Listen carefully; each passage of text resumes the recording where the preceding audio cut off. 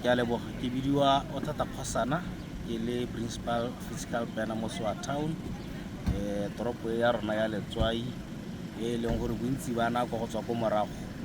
o ka re ntse e saletse morago ka ditlhabololo mme gompieno ke boitumelo jo botona gore be re na le honorable minister re o nnetse Ramogapi go tla go handa di-site tse tsa Bonno National Housing Program e leng a very big step towards se re se lwantsha mo toropong e leng revitalizing economy le botshelo ka kakaretso mo toropong ya Soa. Se re ka se gatellang kana mo malebong a se ke gore Bonno housing ya go araba sello se se tona sa letlhoko la boroko mo toropong ya Soa. Toropo ya Soa e ntse e sa gole ka ntlha ya gore population ya yone e ko tlase mme ga re lebeletse ka ga puso e tsamaisang ditirelo tsa yone ko bathong. Population is one of the critical determinant factors. Yaanong go raya gore ga toropo ya rona re le ba botlana ga re kgone go bona ditlamelo tse dingwe tse di maleba.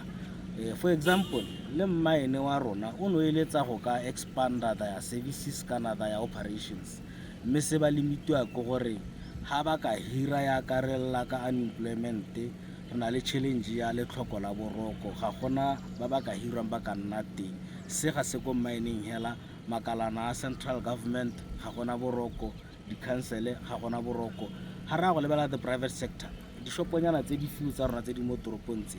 go go bone ke selelo se segolo gonne re mo kampeng we are kind of mo kampeng ya BHC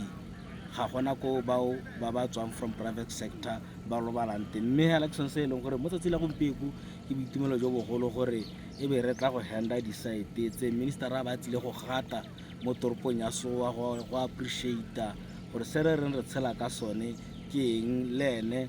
a rotloetse bagobi ba rona ba re nang le bone mo toropong gore a go simolole construction. Banni ba Soa ba emetse go utlwa go te matluki a wa hedile matlu a ka nna teng.